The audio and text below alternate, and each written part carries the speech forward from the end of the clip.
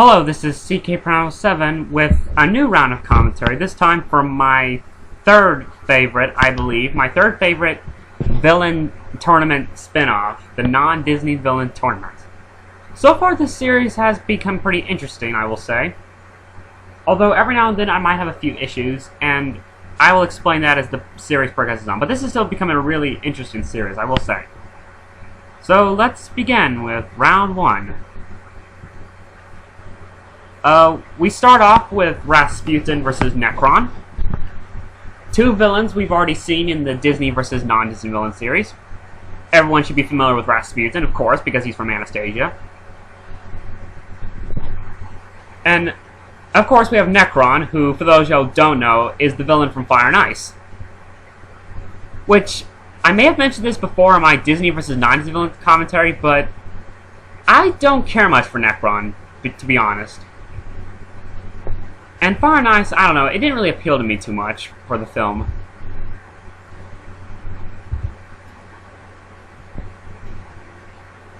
This fight was pretty interesting, though, because apparently Rasputin just comes in and tries to forge an alliance, but Nekron insults him. And then he just pushes him through the ice, it seems like. But it's interesting that you use the ice defeat, because that's a good sign that Rasputin will be returning, obviously, because he's like a very iconic non-Disney villain. Anyway, now we have Hotep and Hoi versus Zigzag. Very interesting fight. It does make perfect sense.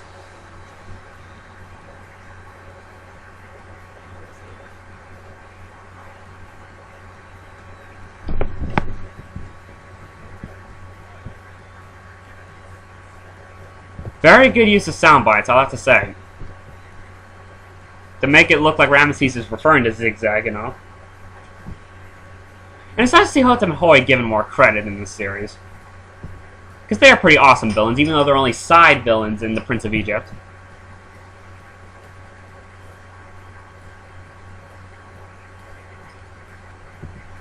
And I will say, Zigzag has become one of my other favorite non-Disney villains, mainly because I love The Thief and the Cobbler. I thought it was a great film. I don't know why some people say it wasn't that great. I thought it was a great movie. It had a great story, it had great characters, especially the Thief, who's got to be the funniest character in the film. So yeah, this is a pretty interesting fight. And the start between the Ramesses and Zigzag rivalry begins. Now we have a very unexpected fight, Zelda versus Vlad Plasmius. The reason why I didn't expect this is because it's only the first round, and we're already using television villains, which, it's not a bad thing, but usually, like in Disney vs. non-Disney villains, in the first part of the war, we only use movie villains, but in part 2, they started using television villains. But then you have other cases, like in Disney Villain Wars, where Cult of Kefka started using television villains in the third round, I think, if I remember correctly. But here, it's only the first round, and we're already using TV villains, which it's not a big deal. I think it's pretty cool. Even though I only seen a few episodes of Danny Phantom, so I don't know much about Vlad. Now we have Ludmilla versus Valmont.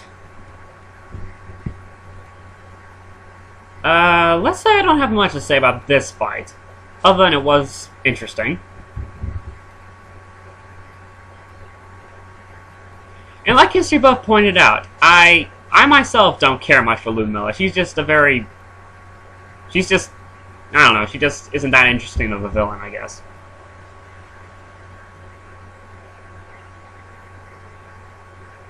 You go, bro. We're working hard. In spirit.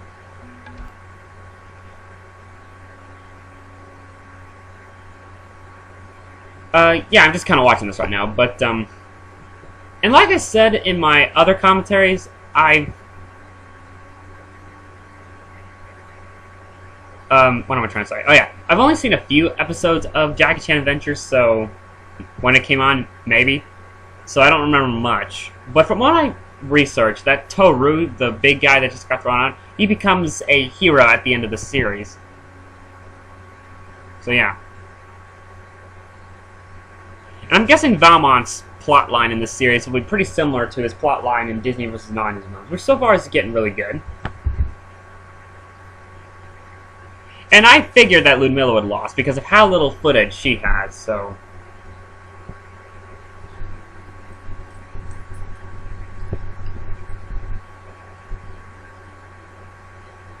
Yeah. And finally, Professor Screw Eyes versus Dr. Greed.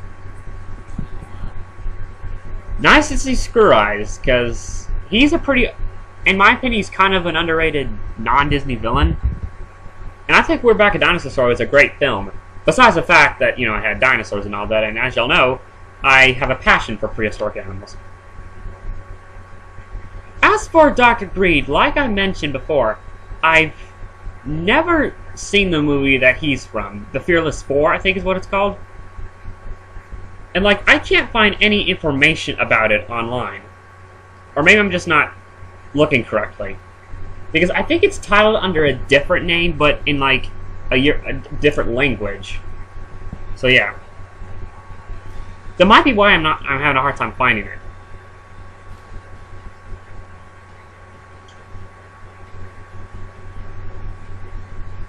But I think what the film... I mean, all I know about this film is that I think the main heroes in the story are 4 animals, I think. Because I saw a clip on YouTube of this defeat scene and it showed 4 animals that caused them to fall like that, so yeah. Alright, now we have the epilogue, where the sorcerers are getting together. We have good old Rothbart from the Swan Princess. And Lord Malice. And then we have this guy, who, when I first saw this, I was not familiar myself who he was. But then, when I looked up, like, when they describe who he is and where he's from, I was like, I did not know, because apparently he is Lord Saruman, but apparently they made an animated film of The Lord of the Rings, which I did not know. But then again, I've only seen the first Lord of the Rings film, so I don't know much about Saruman. I know he's played by Christopher Lee, so I'm not sure if this Saruman is as good as the Christopher Lee version, so yeah. And that gets me... Oh, and another thing. In Disney vs. Non-Disney villains, not that they're using the live-action villains, I just thought of something. And Seven Through Women and Manwu, if you're watching this commentary, I'm kind of thinking, you think, since you're using Saruman, is it possible you might try to use the animated version? Like, you know, he crosses dimensions? I mean, I don't know, it's just an idea I thought of, you know. And then we have the Shredder and Crane. Oh, no, jeez, no. I'm sorry, but this guy, I just do not like at all. Tyler, I had to put up with him in Disney vs. Non-Disney villains, but at least he only lasted for, like, the last few rounds. It's just, I don't know. If y'all really want to know why I hate Tyler, you're just going to have to wait till my next commentary. Let me put it that way. Overall, though, I do find it interesting that he's allied with Shredder and Krang. Even though I never watched the Teenage Mutant Ninja Turtles.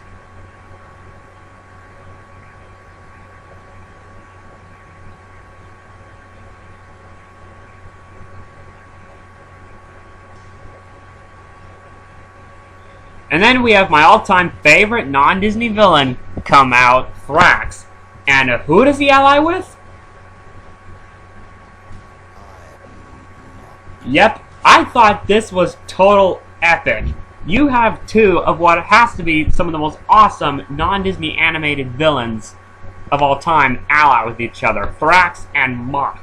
I think that is awesome right there. And then... What the? I'm guessing, Sonny Shadow, you were having issues with your computer and you didn't feel like fixing it. But we can all tell who it is. It's Prince Froglet from The Princess and the Goblin, who, like History Buff, I too do not like him that much. Because he's a complete moron. It does make sense, though, he's allying with Gnorga from Patrol in Central Park. And then, of course, we have Zigzag and King One-Eye,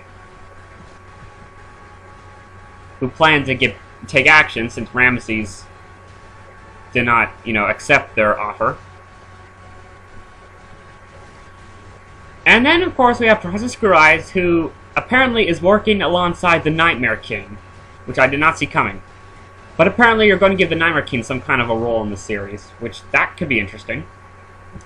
See, I'm sorry if my commentary wasn't that interesting this first round. There just wasn't really too much to say. But hopefully, as this series progresses on, I will have more to say about it. So yeah, this is my commentary for round 1 of the non-Disney Villain Tournament, and I will see y'all again for the next one.